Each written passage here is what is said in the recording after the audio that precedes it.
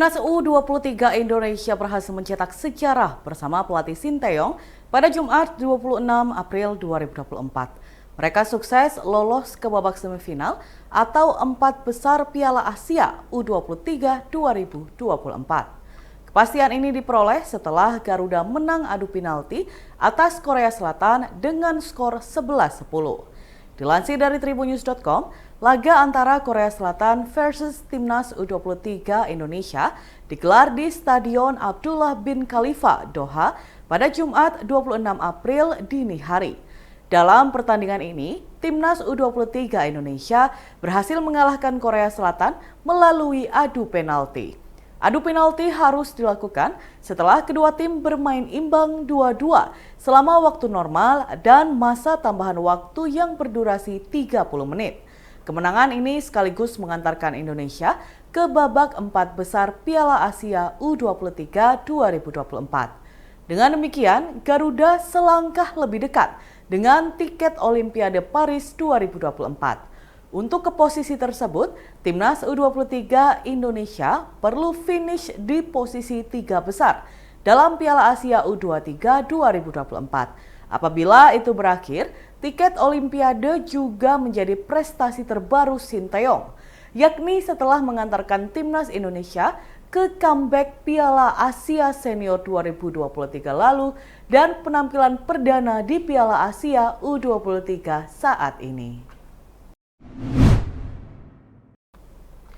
Titi Soeharto hadir dalam penetapan Prabowo Subianto sebagai presiden terpilih periode 2024-2029. Didampingi putranya, Didit Hedi Prasetyo, mantan istri Prabowo itu tampak tersipu saat ditanyai apakah siap menjadi ibu negara. Adapun diketahui hubungan Titik dan Prabowo belakangan disorot karena semakin dekat. Keduanya bersama Didit kerap memamerkan momen kedekatan di depan publik. Contohnya pada Maret lalu, Titik mengunggah foto ketika KPU mengumumkan Prabowo sebagai capres dengan perolehan suara terbanyak di Pilpres 2024. Adapun status pernikahan Prabowo Titik termuat di dalam dokumen pencalonan masing-masing yang didaftarkan ke KPU RI. Pasalnya selain Prabowo yang mencalonkan menjadi capres, saat itu Titik juga maju sebagai calon legislatif atau caleg DPR RI Dapil DIY. Di dalam dokumen milik Prabowo, status pernikahan mereka tertulis pernah, sementara Titik hanya menulis huruf P yang sama artinya, yakni pernah menikah.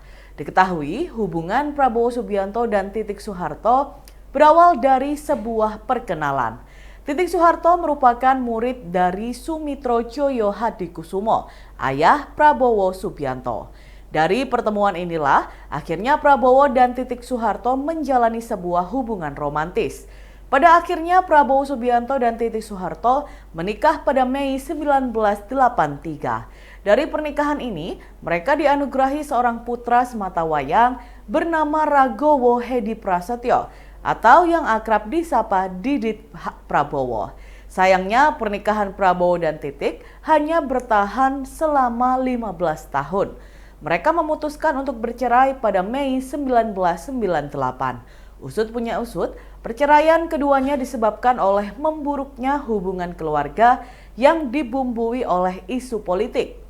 Berdasarkan dari isu yang beredar, Prabowo dituding mengkhianati Soeharto, sang mertua. Meski begitu, tudingan tersebut belum diketahui kebenarannya. Yordania memberikan respon atas ajakan Hamas melawan Israel di Gaza.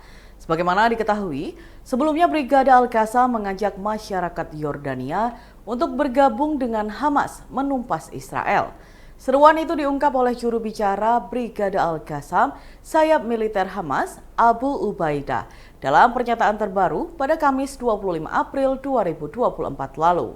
Yordania sejauh ini menjadi negara Arab yang secara langsung terseret dalam konflik antara Israel-Palestina serta barisan milisi pendukungnya.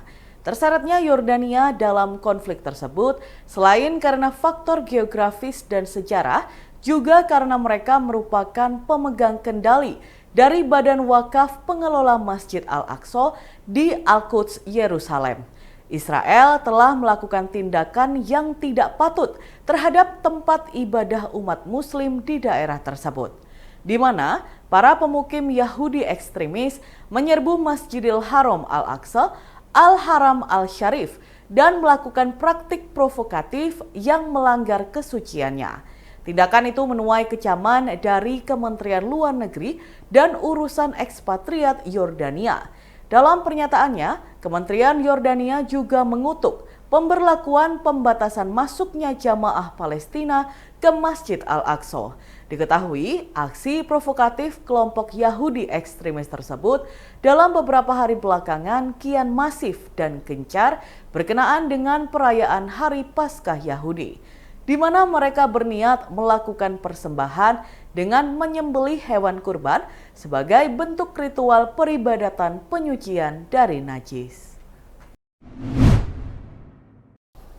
Wali Kota Surakarta Gibran Rakabuming Raka seharusnya mendapatkan tanda kehormatan Satya Lancana Karya Bakti Praja Nugraha pada Kamis 25 April 2024.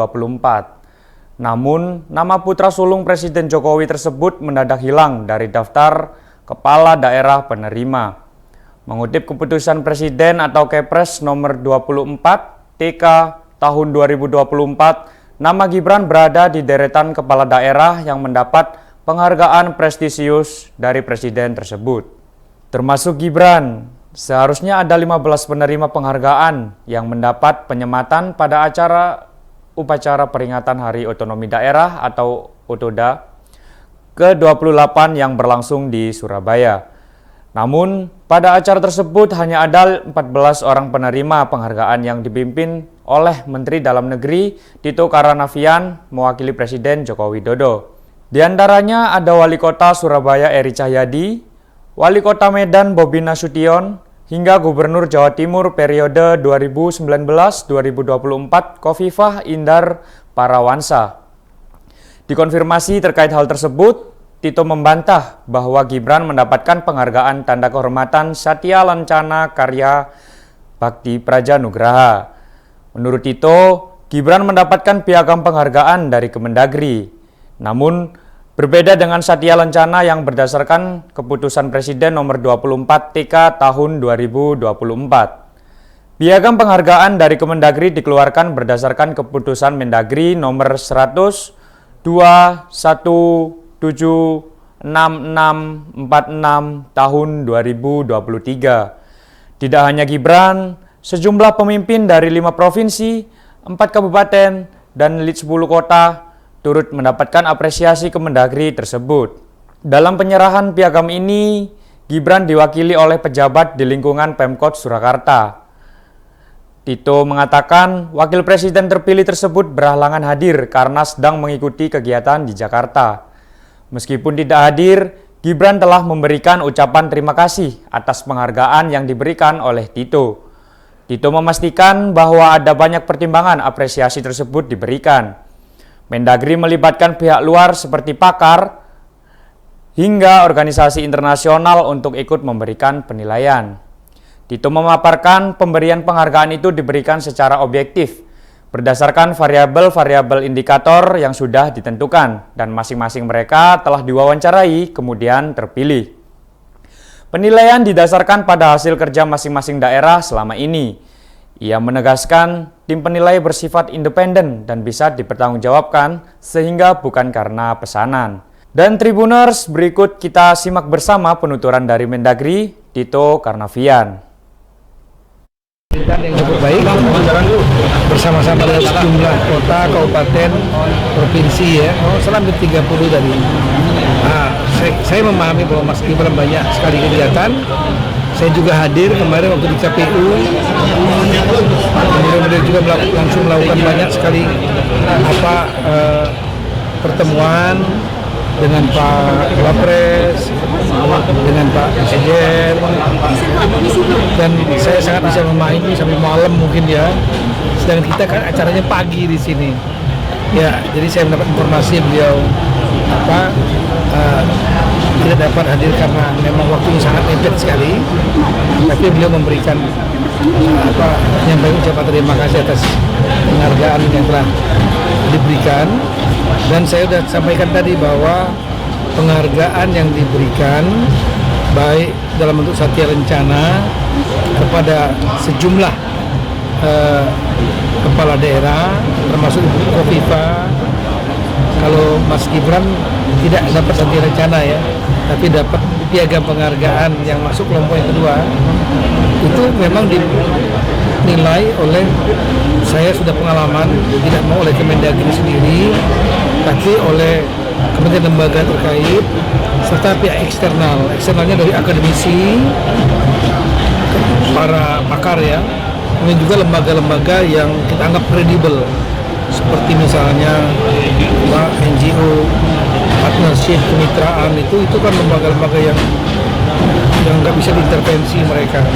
Saya betul-betul ingin mengharapkan pemberian penghargaan itu dilaksanakan secara objektif sesuai dengan variabel-variabel indikator yang sudah ditentukan, dan itu kemudian dilakukan wawancara lagi satu-satu sehingga akhirnya kemudian terpilih.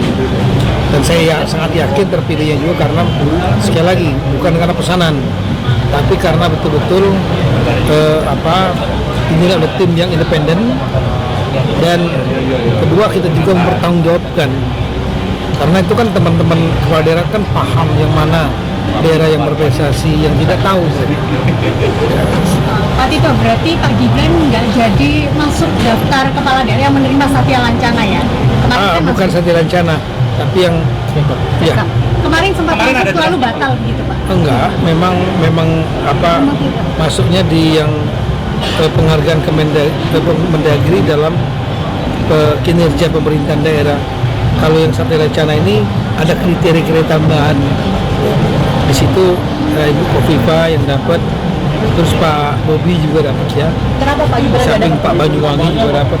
Ya. Kriteria tambahannya apa? Ya saya nggak tahu. Itu pasti dari tim yang gabungan internal eksternal itu memiliki kriteria tersendiri mereka. Ya.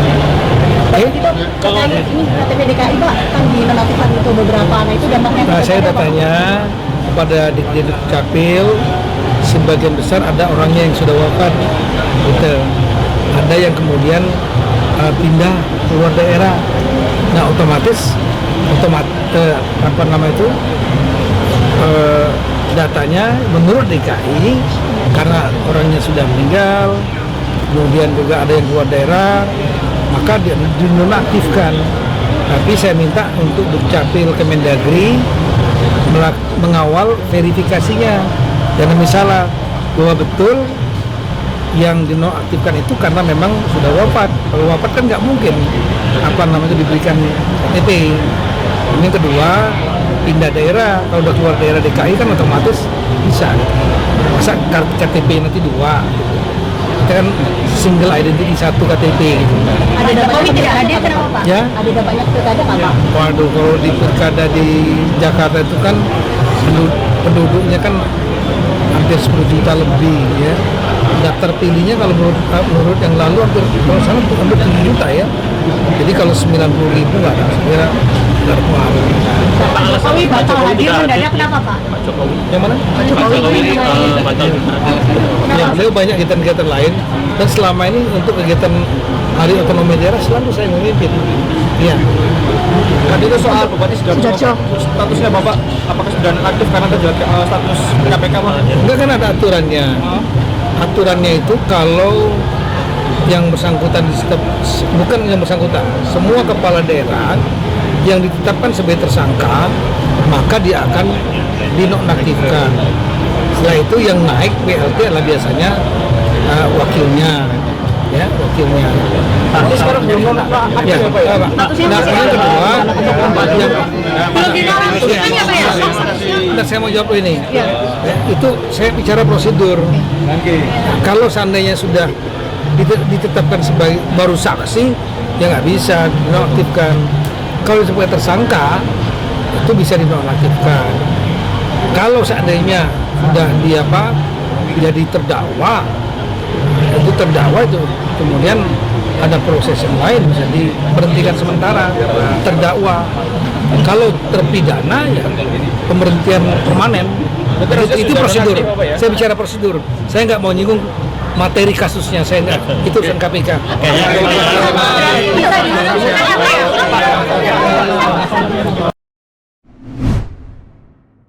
Aibda K, 53 tahun, oknum anggota Polsek Sawahan, Polrestabes Surabaya, yang meruda paksa anak tirinya selama 4 tahun resmi berstatus tersangka dan segera menjalani sidang kode etik.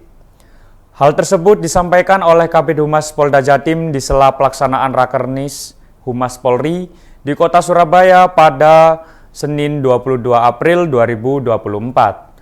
Oknum Aibda K sudah dilakukan penahanan di ruang tahanan Mapolres Pelabuhan Tanjung Perak, Surabaya. Sejak kasus pertama kali dilaporkan pada Rabu 3 April 2024. Setelah dilakukan serangkaian penyelidikan dan penyidikan dengan memeriksa korban, saksi, termasuk olah TKP, Aibda K telah resmi berstatus tersangka pada Minggu 21 April. Kemudian, oknum Aibda K telah dijadwalkan untuk menjalani sidang kode etik Polri dalam waktu dekat. Dirmanto menjelaskan, sidang internal tersebut akan menentukan kelayakan oknum Aibda K menyandang status sebagai anggota Polri dengan menimbang perbuatan hukumnya.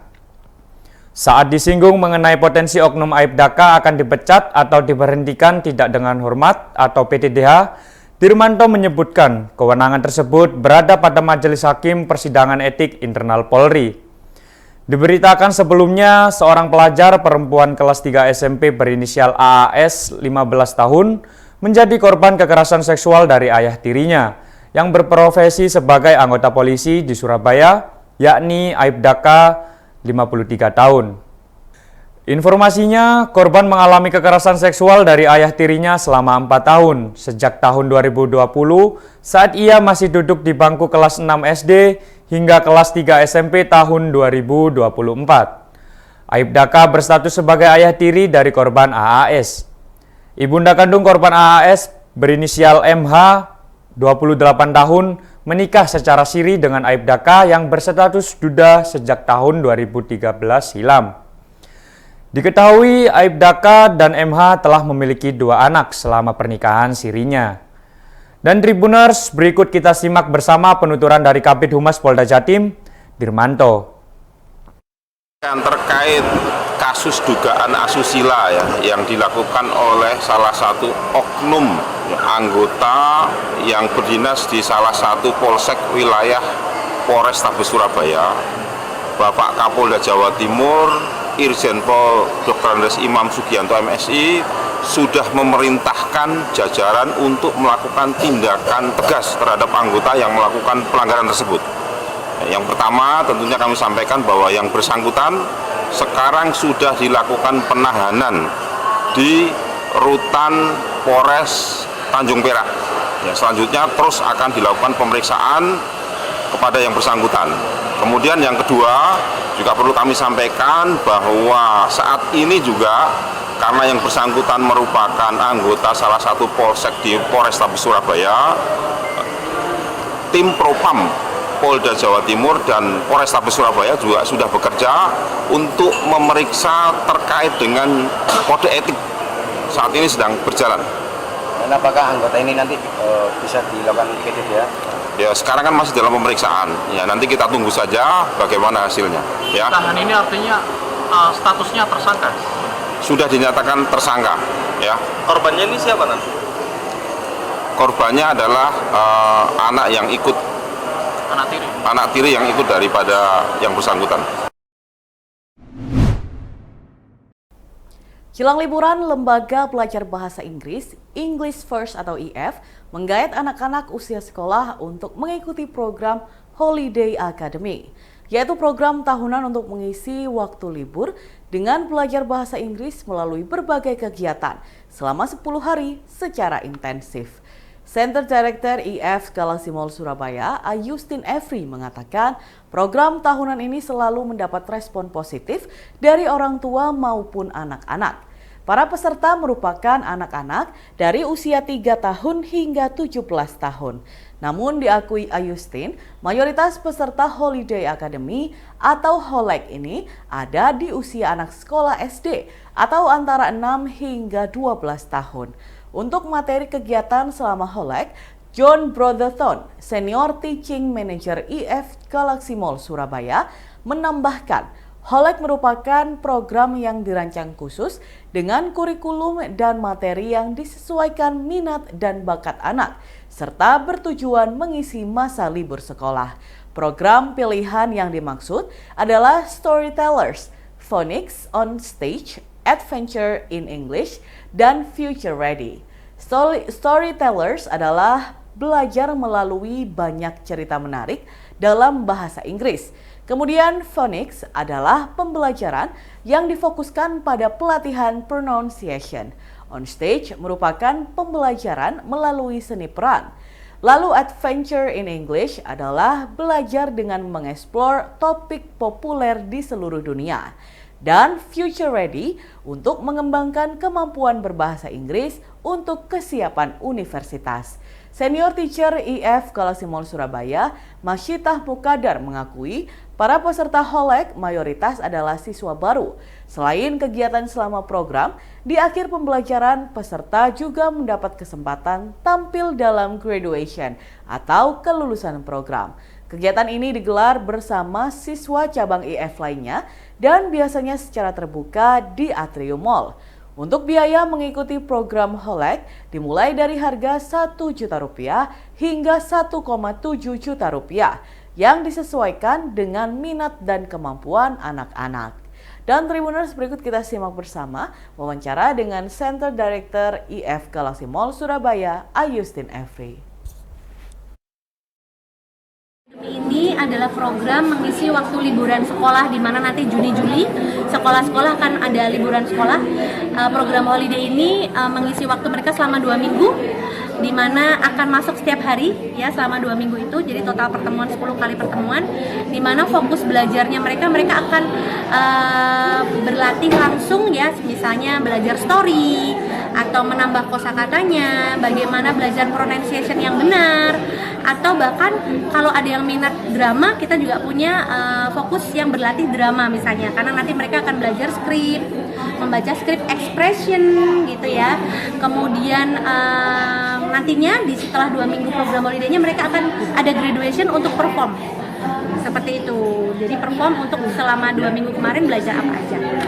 Untuk dari usia sekolah atau usia berapa? Usianya kita bisa dari 3 tahun sampai 18 tahun. Jadi usia PG ya, playgroup sampai SMA bisa. Jadi memang kita untuk anak-anak sekolah yang memang ngisi liburan sekolah. Tapi itu diklasifikasikan nanti per usia atau per tingkat seperti yang tadi saya sampaikan, jadi sebenarnya program holiday ini ada minat-minatnya. Nah, nanti akan kita arahkan sesuai dengan minatnya. Seperti itu. Kalau kegiatan tahun-tahun sebelumnya seberapa banyak Bu untuk anak-anak yang remaja berapa, yang masih di kalau berapa? Rata-rata kita ini memang yang paling banyak memang yang kids ya. Kids itu dalam artian 3 sampai mungkin SD. Ya, karena anak-anak usia itu orang tuanya mungkin masih suka mengisi liburannya sama kegiatan belajar praktek seperti itu. Kalau yang udah besar-besar mungkin mereka lebih bisa holiday ya. Jadi banyak yang kids memang pengalaman. Kebanyakan yang ikut ini yang memang sebelumnya siswa dari IF juga atau ada yang baru yang kepengen nyoba dulu? Ya. Justru setiap tahun kita lebih banyak murid yang belum IF. Karena seperti tadi dibahas di talk show tadi, banyak orang tua yang mau coba dulu program IF ini seperti apa sih, skill base-nya seperti apa, serunya seperti apa, dicoba dulu yang pendek 2 minggu. Nah, mereka baru akhirnya bergabung yang program IF panjang. Yang selanjutnya lebih banyak yang setelah mencoba 2 minggu itu mereka langsung lanjut? Banyak Pak, ya.